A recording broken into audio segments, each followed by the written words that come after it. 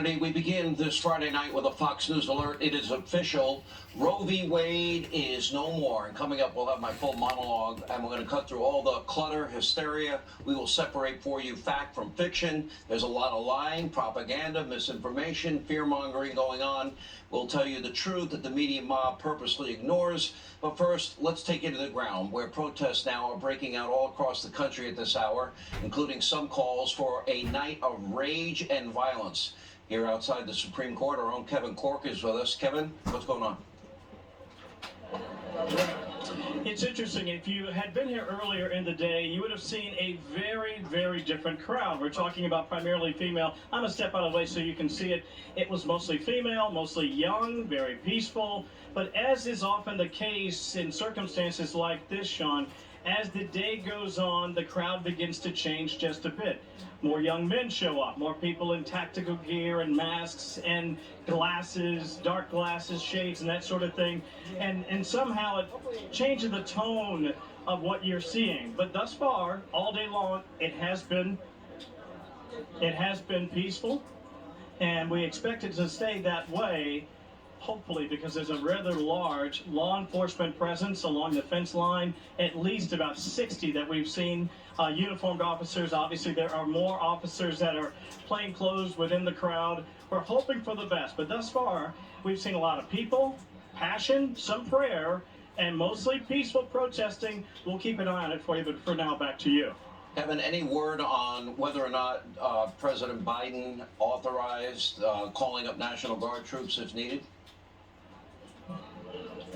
I have actually heard that. I have not confirmed that. It's a good question. As soon as I can nail that down, I'll let you know. I will tell you this.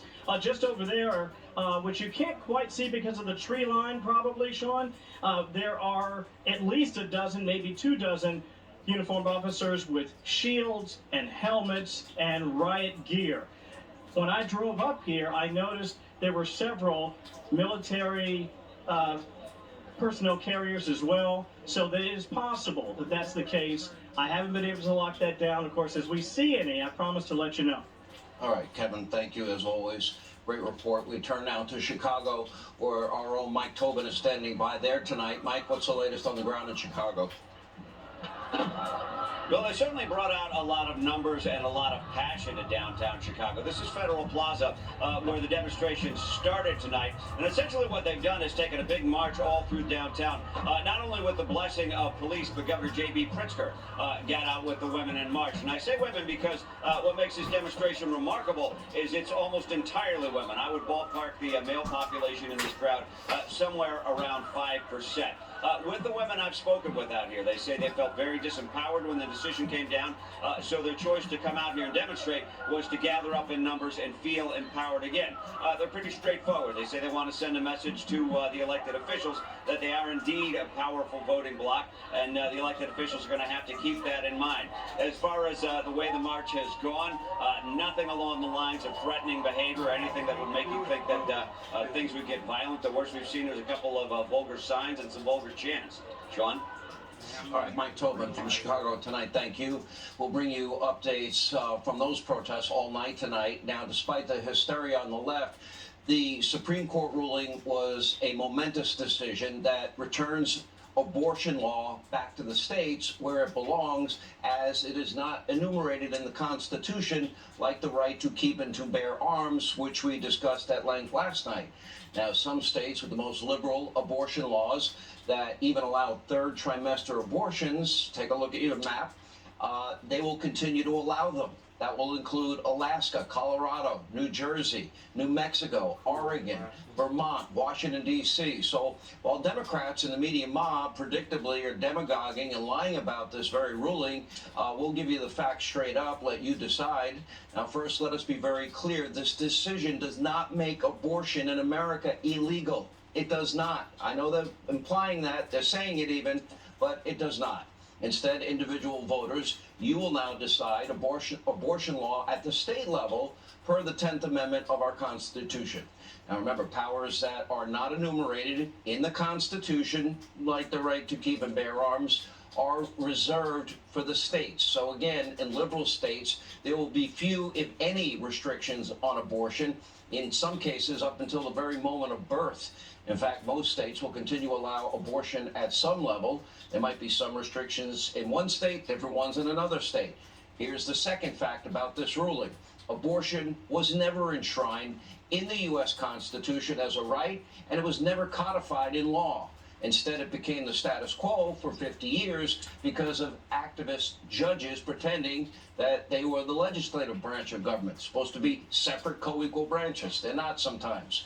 As Greg Jarrett rightly pointed out in a great column on FoxNews.com, Roe v. Wade is just one of more than 230 times that the court has overruled this precious precedent that we often hear Democrats talking about. That would include Plessy versus Ferguson.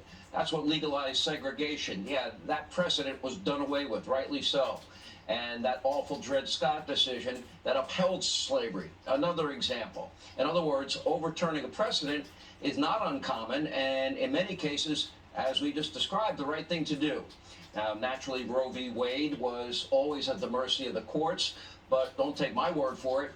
Listen to far-left hero of the left, socialist herself, Justice Ruth Bader Ginsburg. Take a listen. Roe became a symbol, I think, for the right to life movement. They had a single target to hit at. This decision, this most undemocratic decision by 9 justices who nobody elected to make policy for the country. My criticism of Roe is that it seemed to have stopped the momentum, which was, the momentum wasn't on the side of change. Now, Ginsburg's prediction has come true. She was right. Roe has now been overturned, and now this brings us to our third fact about today's ruling. The court's decision today is about abortion, and abortion alone. It's not about contraception, it's not about gay rights, it's not about interracial marriage, as many have been suggesting and lying about. In fact, the majority opinion makes this quite clear, quote, to ensure that our decision is not misunderstood or mischaracterized, we emphasize our decision concerns the constitutional right to an abortion and no other right. Nothing in this opinion should be understood to cast doubt on precedents that do not concern abortion. Now, naturally, the media mob, Democrats, they're kind of conveniently ignoring the truth, the facts, the text, and the ruling.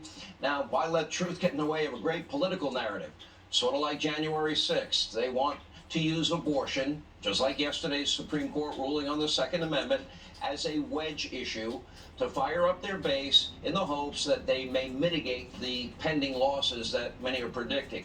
So, according to them, America's in peril. All because of evil Republicans and, of course, Donald Trump. Take a look.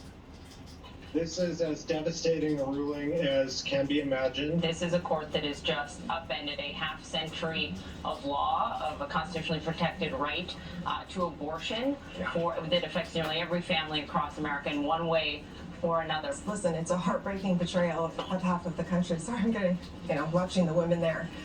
It's emotional.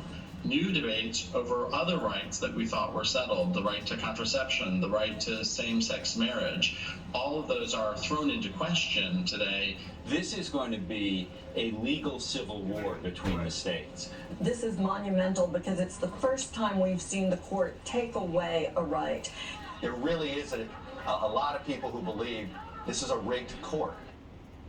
All right, top Democrats were just as dramatic and even more shameless with a ploy to turn this ruling into votes in November. Take a look for yourself.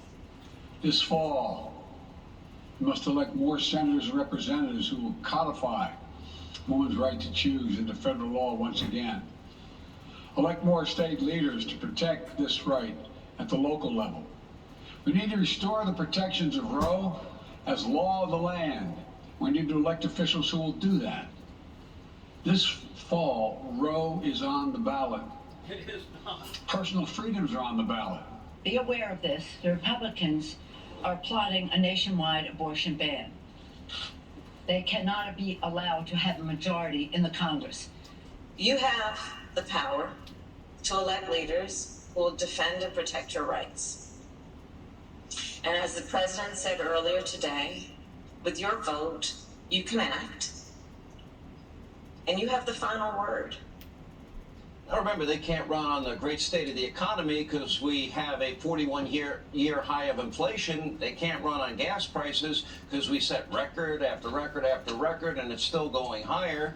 They can't run on their foreign policy. They can't run on the damage they've done to our borders. But this is what they're going to run on. They're telegraphing it. They're saying it. They're being quite clear where they're headed with this. And it gets worse. Hillary Clinton tweeted today that today's opinion will live in infamy. Meanwhile, Nancy Pelosi followed up her rant about the election with a dramatic reading of a poem. Take a look. From time to time, I quote this poem by Ehud Manor. Here is my home. I will not be silent, for my country has changed her face. My country has changed her face. I shall not give up on her. I shall remind her and sing into her ears until she opens her eyes. Clearly, we hope that the Supreme Court would open its eyes. Now, Pelosi, of course, is Speaker in name only, but the real Speaker of the House, Congresswoman Alexandria Ocasio-Cortez, was even more distraught today. Take a look for yourself. What the Supreme Court just did was that they chose to endanger the lives of all women and all birthing people in this country. All women are in trouble. But not only that, they've chosen to strip rights from men too, because frankly, the right to our own bodies and the right to form our families, this is something that belongs to all of us. AOC also then went on and predicted that people will die because of the court's decision, and even joined the protests outside of the Supreme Court, calling for people to take to the streets. At the same demonstration, her comrade, Maxine Waters, called for an insurrection against the court. Take a look. You ain't seen nothing yet. You don't have to be labeled an insurrection. Control their bodies, She's no saying matter how they try and stop us. The hell with the Supreme Court. We will defy them. Women will be in control of their bodies. There you have Thankfully, there are fences, heavily armed guards in riot gear around the court. They're there for a reason. Ever since the majority opinion was leaked, the justices have been targeted with harassment, threats of violence, and by the way, no condemnation from the Democrats, Joe Biden, his press secretary, other Democrats. Their addresses have been published online. Protesters showing up at their homes. A man traveling from California to the front door of Justice Kavanaugh in what was an attempt at an assassination, a plot to assassinate him. We have, in the case of Amy Coney Barrett, you got the name of her kid's school and location, the church she goes to, the time she goes to church. Wow. Radicals have vandalized dozens of anti-abortion pregnancy centers all across the U.S., breaking windows, lighting fires, spray painting the message. If abortions aren't safe, then neither are you. Now a militant group named Jane's Revenge, that took credit for many of these attacks, is calling for tonight to be a night and a summer of rage. The group declared, quote, open season on pro-life Americans, claiming that it was fun and easy to attack conservatives. They even hinted at future attacks that might be much worse than fire and graffiti. And yet Maxine Waters, other Democrats, the media mob, they're not calling for calm. Instead, they're whipping up their radical supporters into a frenzy tonight. It's almost as if they don't actually respect our institutions. And let's not forget, it wasn't that long ago, Joe Biden himself was very much against abortion. Take a look. Tell me about abortion. Where do you stand, and how will you face that issue? It's going to be very difficult. I do not view abortion as a choice and a right. I think it's always a tragedy. Here now with more, he's on the ground in New York for us tonight, our own Lawrence Jones. LJ, what's going on in New York City? Hey, good evening, Sean. You picked up where Chuck Schumer was attacking Kavanaugh, saying that you were ruled today. Well, the protesters are here, about 5,000. I haven't seen that many protesters since the summer riots. They're on their way right now to Chuck Schumer's home to protest in front of his home. I don't know if this is to stand in solidarity of Chuck Schumer. We still haven't heard any calls from peace or the condemnation of his past comments after that soundbite that he said led to one person to actually make their way to Justice Kavanaugh's house and with what we know to be an attempted assassination. Of course, he ended up turning himself into authorities, but these protests right now have been mostly peaceful. We saw some vandalism on some statues earlier today, but they're marching, about 5,000 of them, on their way to Chuck Schumer's home. And again, Sean, we still don't know who is the person that leaked those documents. We do have the decision now. Why but can't of they course, find that the out? person that lit the match, Chuck Schumer, as well as that leaker that put that leaked document out there for the public, I think they're getting what they want tonight, Sean. I'll send it back to you. So you're saying that people are marching at Chuck Schumer's home. I would say anybody that calls themselves or identifies themselves as a conservative, turn around and go home. Stay away from a politician's home. That is an extraordinarily dangerous thing to do and a dumb thing to do, just like what he did on the steps of the Supreme Court was dumb. Well, you're exactly right, Sean. The people, I just want to note that the people that are on their way to Chuck Schumer's home, they are liberal activists. They are shouting no justice, no peace, my body, my choice. These are progressives. So I guess he's going to go there to cheer him on. LJ, thank you. We'll be checking in with you throughout the night. Here now with reaction law professor, Fox News contributor, Jonathan Turley is with us. I want to make sure from the legal perspective that the analysis that we're giving is accurate. Now, there is an enumerated right to keep and bear arms. That would justify yesterday's decision on the Second Amendment. There is no enumerated right when it comes to the Constitution, but our framers in their wisdom anticipated such conflicts or moments, and hence we have the 10th Amendment, to a certain extent I would argue the 9th Amendment, that sends issues like this back to the state, which seems appropriate in this case, which is why I've always felt that Roe is bad law. Your thoughts? Well, this is part of what the court was grappling with. People talk about Roe v. Wade as if it's an inviolate decision. In fact, Roe v. Wade itself was gutted. That privacy-based analysis that came out of the 1973 opinion was later removed in Casey, and there was a substitute which gave us the undue burden standard. But Roe was criticized by many liberal academics. I mean, people like Lawrence Tribe called it a smokescreen. As you saw, Ginsburg herself said it went too far. So this wasn't an inviolate decision. It wasn't a decision that was widely accepted in terms of its analysis. Now, there are arguments that can be made under the Constitution for this privacy or equal protection or due process right, but the court clearly didn't see that. And their argument was not that abortion should be unlawful. They're not saying anything about what should happen to abortion. They're saying more who should make that decision. And they said in the opinion that in 1973 they essentially stopped a political debate that was going on in the country. And what they said today was, have at it. Have that debate. Have 330,000 million Americans make the decision rather than 9 justices.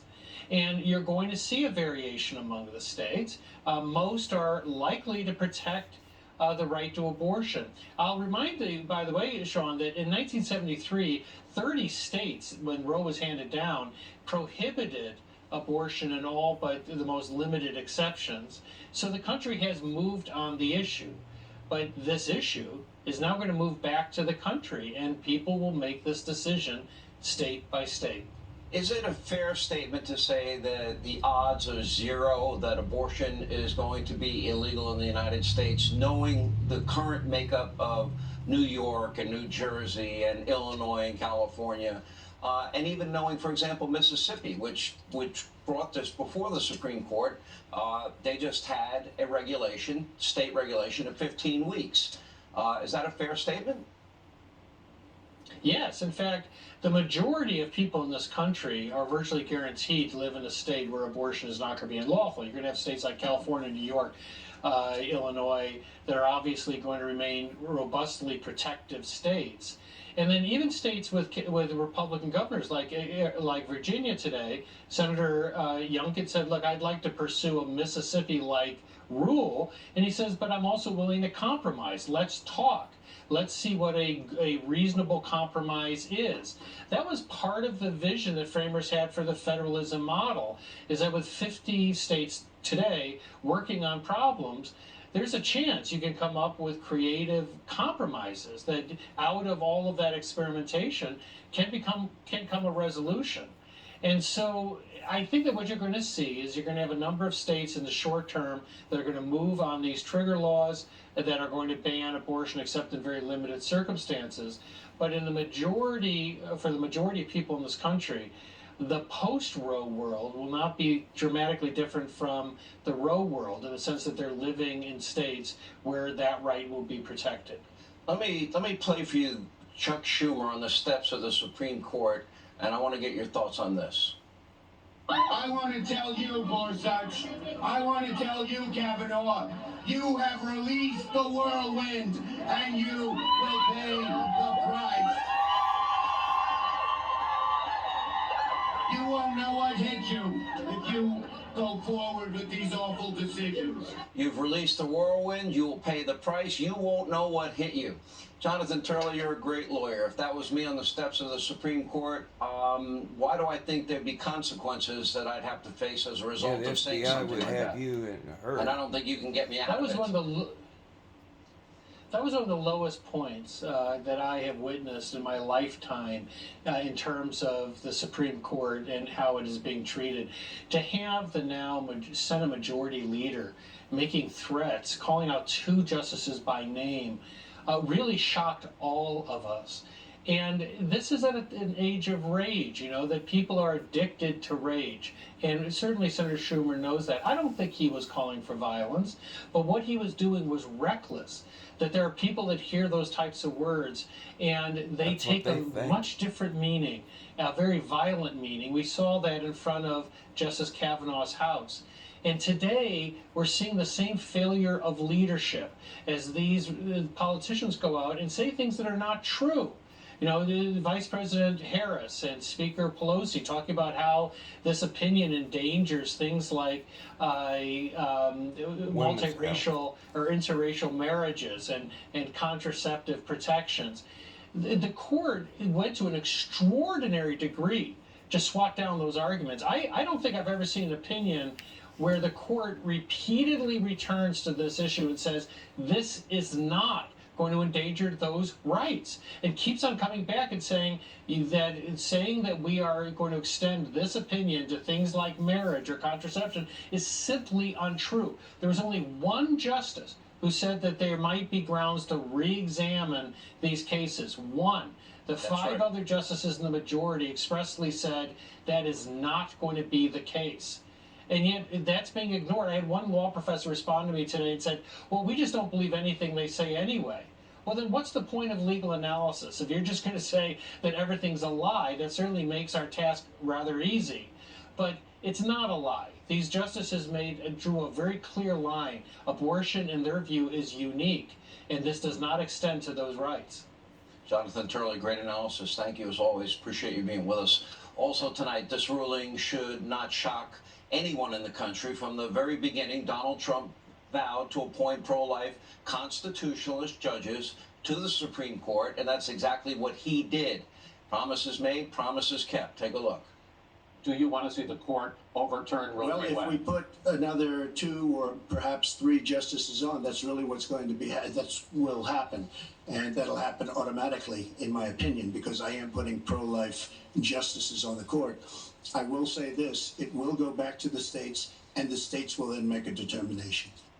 Here with more is former Florida Attorney General Pam Bondi, outnumbered co-host Kayleigh McEnany, and Fox News contributor Tammy Bruce.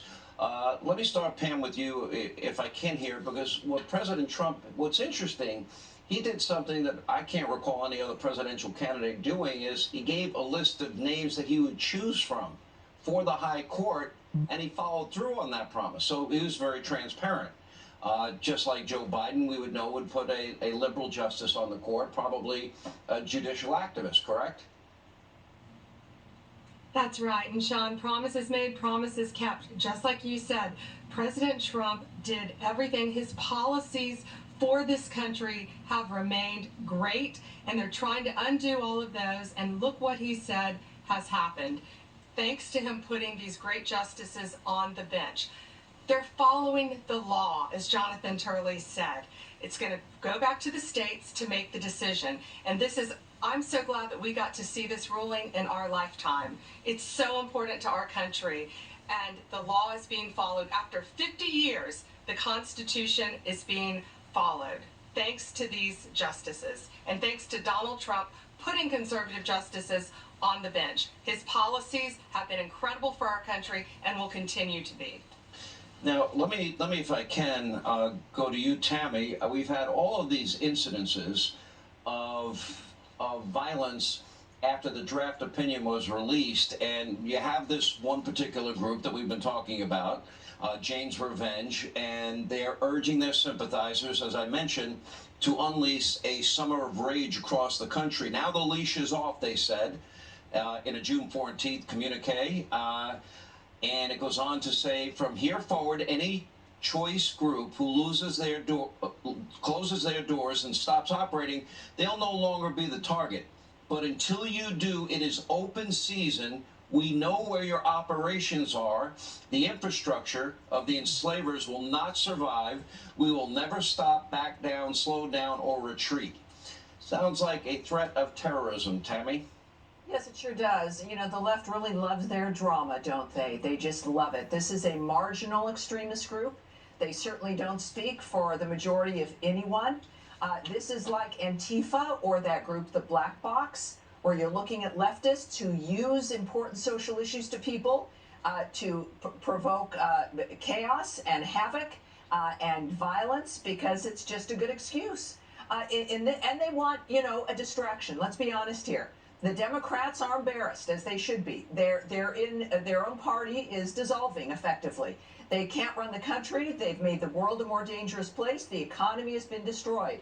They don't want women to be thinking about, when they talk about personal freedom, how in God's name are you personally free when you don't feel safe sending your kids to school, to walk to school because of drug dealers and crime in your neighborhood, when you don't have gasoline to be able to drive if you had to a doctor that was out of town, when you don't know what next week's paycheck is going to look like, what you're going to be able to afford, what you can feed your own children at night, because there's no protein, there's no food on the shelves, there's no baby formula, and they're talking about personal freedom for women and suburban moms, and this is going to get the suburban moms all jazzed up. The suburban moms are worried about tomorrow and their safety and feeding their children what they want to. This is the United States of America. And this is what they think, and the Democrats will be wrong. They will overstep, and this will not bode well for them. More riots and more violence over an issue as at the dinner table and at the kitchen table, American families are still wondering how they're going to get through the next few weeks and next few months, considering this economy and the condition of the world, wars breaking out. It's an extraordinary environment. Now, for these groups doing this violence, and they very well may do it, I'm wondering, Sean, if Merrick Garland and the DOJ and the FBI are going to set up a task force for those people like they have against American parents going to school board meetings and speaking their minds. We've heard silence, and the DOJ and the FBI and Merrick Garland need to step in, find these people and arrest them. And I have to tell you, they probably know who they're dealing with already, and they've got to arrest them. These are terroristic threats. To do nothing encourages it. Let me ask you, Kaylee, since the release of the draft opinion, we've had dozens and dozens of pro-life centers and churches, etc., attacked. You had the Oregon Right to Life set ablaze with a Molotov cocktail. In Wisconsin, the Family Action set it on fire with Molotov cocktails. These aren't just words. They may be a fringe group. We don't know a lot about them, but we do know that they've been attacking a lot of places already, and this was just based on the draft ruling. Sean, that's exactly right. There have been more than 40 attacks on pro-life centers and churches, and these are grotesque attacks, beheading of statues in some cases, complete vandalism, and joy about it in the aftermath. You know, I talked to a lot of the heads of these pregnancy centers. I said to one last week that I met out in Bloomington, Minnesota, I said, I'm praying for you. I'm worried for you. And the pro-life movement is strong. They show up. They've put boots on the ground and peacefully tried to have their voices heard. And indeed, their voice has been heard in many states across the nation. But it is incumbent, to Tammy's point, upon the DOJ to actually prosecute this activity. That is not something we've seen thus far. We heard Merrick Garland come out with a statement today about protecting reproductive rights. Well, what about protecting these pregnancy centers? What about protecting these churches? We know the person who's in charge of that division that goes after these entities, Kristen Clark, has in fact expressed her pro-choice views in the past. So I certainly hope those views are not coloring the decision of the Department of Justice. If I could, Sean, just quickly address AOC. You played that clip from her saying, "This is my body and I have a right to it." You do have a right to your body, AOC, absolutely. You do not have a right to a body that is in your body that has, I'm sitting here 17 weeks pregnant. I felt my baby move before I came onto the air. This baby has a separate heartbeat. This baby has a separate DNA. This baby has separate arms and legs than me. I do not have a right to that body. I do have a right to mine, but not to a separate body. And now you have states across the nation that will take that into consideration. We'll see how states come out, but there will be several states that now recognize a life, Sean, is a life. It's not a woman's right to choose, it's a baby's right to live. Exactly. Amen. Yes. Can I add something very quickly? Nancy Pelosi's statement that this is the Republicans' plan on this nationalized abortion ban. The action of the Supreme Court is actually the reverse of that. The Supreme Court, which is the one entity that could be with unelected people putting on an abortion ban across the country, because that's what they want apparently the court to do, is to make national law, which the Supreme Court doesn't do.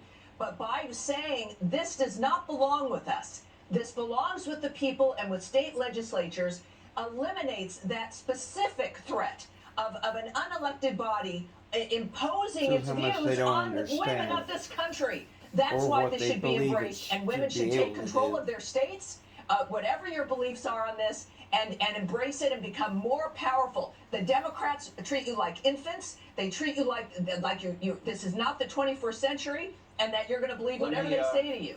It's insane. It's insulting and insane. Pam, you get the last word tonight. Sean, it is insulting. And people like Maxine Waters and people like Cori Bush, who are out there inciting violence and lying about what this opinion is about, they know it. They know they're lying. Cori Bush is lying. She needs to be elected out of office. She needs to be kicked out of office in Missouri, because it's dangerous for our Supreme Court, for our pregnancy clinics who are counseling women on keeping their babies, and for everyone out there. And so Merrick Garland, go to Ukraine, support Ukraine, but right now he needs to be in our country, making sure our justices are safe in their homes tonight because of bad politicians like Cori Bush and Maxine Waters and others. Pam Bondi, thank you. Tammy, thank you. Kaylee, thank you. And also, congratulations, Kaylee. That's news to me, and we're all very happy for you and your family. Congrats. Here now with reaction. Former counselor to President Trump, Kellyanne Conway, along with America First legal founder Stephen Miller is with us. Kellyanne, we'll start with you. This group wanting a summer of rage across the country. It's open season. We know where your operations are. Ever since the draft opinion was leaked, Kellyanne, we have seen the doxing of Supreme Court justices' homes. We now were able to, thankfully, uncover an assassination plot against Justice Kavanaugh. We now know that where Amy Coney Barrett's kids go to school, we know where she goes to church, we know when she goes to church. Now, that's irresponsible enough. Those people should be held accountable. However, the White House had an opportunity to condemn that, Joe Biden's White House, and they didn't. Why? They did not. Today was actually the first time, Sean, we ever heard Joe Biden address violence as part of these protests at all. We've been waiting for him to say something in the 2+ weeks since the assassination attempt on Justice Kavanaugh. And God forbid his wife and 2 young daughters are living in that house. He only came out today and talked about it because Senator Joe Biden is always in conflict with President Joe Biden. He is the combination of ignorance and arrogance when it comes to this opinion and almost every other issue. But I want to bring us back to a time that sets up how we got here. I was in the room many times with President-elect candidate and President Trump when we were discussing pro-life issues. And I just want to say that without Donald Trump and Mike Pence and that administration, none of this would have happened. I know the left is saying that, but the right really needs to say that this is part of the Trump legacy. It certainly is the 3 Supreme Court justices, but in total, 230 federal justices were put on the bench because they were nominated by Donald Trump, including 54 at the U.S. Circuit level, the court level right below the United States Supreme Court. In private, Donald Trump always marveled that Barack Obama left him 128 vacancies. He literally couldn't believe it, and I have to agree. I know Stephen was there as well. But time and again, when it came to Mexico City policy, when it came to protecting the sanctity of life, and I just want to say this to America, remember, for most of his adult life, this Manhattan male billionaire real estate developer had been pro-choice. He changed his mind over a series of years and a series of experiences. That's very typical in our country. People do change their minds. And I think today the opinion was the culmination of that as well. You see public opinion, religion and morality certainly grip some people, but science and medicine have made so many people stop and think, including Sean, 47 of the 50 countries in Europe have restrictions before 15 weeks. Why is 15 weeks important? That's the Dobbs measure, 15 weeks gestation. You know, a majority of Americans agree with not having abortion starting in the 2nd trimester. Everybody's polls show that. Even if you agree with it at some level, not starting the 2nd and certainly not the 3rd trimester. And that's in part why Roe was wrongly decided. The Supreme Court finally spoke up, but I really wanted to give a little bit of the backstory on how we got here because it's not ancient history. Had Hillary Clinton put out her own list, had she been a better candidate, had she not told people they're deplorable or irredeemable, had she won that election, we wouldn't be here right now. Let me go to Steve Miller. You know, Jonathan Turley, I think, summed it up really well. The justices are not saying whether it's right or wrong. They're simply saying who should make the decision constitutionally. In other words, it's not an enumerated right in our Constitution. Therefore, the 10th Amendment, 9th Amendment to some extent, puts it right back to the states. So that's all they decided today. All of these people, for whatever reason, I think they really believe that abortion became illegal today. And there are other people trying to monopolize on this ruling and politicize it. And they're being completely and utterly dishonest and outright lying to people about what this ruling is actually about. Today was a remarkable victory for democracy. What Joe Biden is campaigning against in the midterms is democracy itself. The Supreme Court justices said, who are we to decide this issue? This belongs with American voters in each and every state. And I will also just second that this ruling underscores why President Trump's bond